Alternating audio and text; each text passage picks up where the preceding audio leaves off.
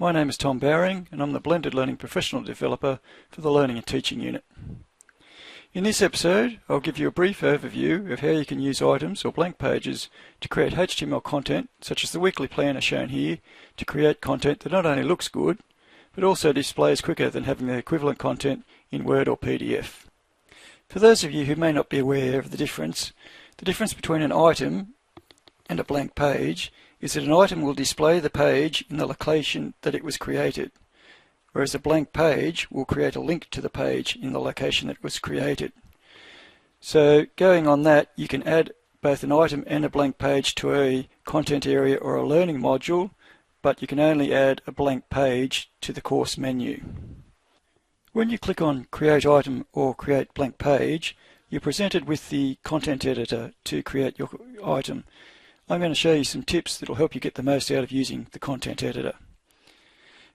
The first thing I would like to show you is this little Show More or Show Less button down the right hand side here. So if when you first come in and the content editor is only showing the top row of tools, you can click on this Show More button that will show you another 2 rows of tools that will help you creating your item.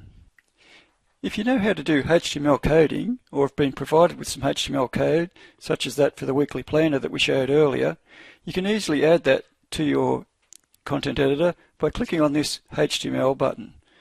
Once I click on that, I can paste in the code that I've been given, or type it in if you know HTML, and click on Update, and that will then add that content to your page.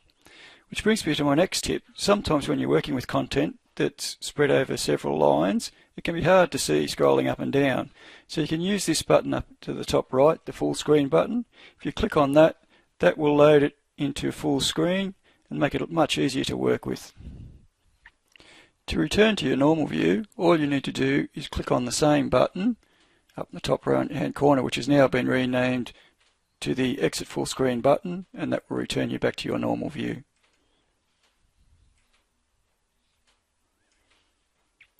If at any time you want to see how your page is going to look, you can click on this end button here, the Preview button, which will take it into a preview window, which you can then resize and have a good look at how it's going to look for students before continuing. The content editor has lots of tools that you can use when creating your items or blank pages, and we'll cover these in a later views flash. But for now, if you need help knowing what these tools are, if you click on this Information or Help button at the top right, that will open up a new window that will give you a description of what each of the tools does. If you want to add your own content through an item or a blank page, and there's lots of text, you need to find a way to constrain the text so it doesn't stream right across the page. So the way I would normally do that is I would use this table tool. We're clicking on that table tool and then just creating a 1-by-1 table. You can turn the border off by changing the border to 0 if you like, or sometimes it's better to leave it on as 1 until you've added your content, then you can come back and edit it to 0 so that you can't see it later. And I would normally suggest about 650 to 700 pixels wide is a good width for text on the web. Then if you click on Insert, you can see it's added a table there. I can then paste my text inside that table and it will constrain it to that width. If I then decide I wanted to get rid of that border, I can just click on the HTML button, find the table tag, and you'll see it says border equals 1. I can just change that back to 0 and update. And I no longer have my border there, and I can preview it. So you can see I've got my text now nicely constrained to a good reading width. If you're interested in using or trialing that HTML planner that we showed earlier in that episode, you can actually find that in the planning section of the vUWS Information for Staff vUWS site. Well, that's it for this episode. I hope you found it useful. For more information about blank pages or items, go to ondemand.blackboard.com for other video and instructional resources.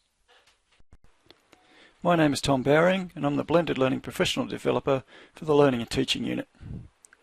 In this episode,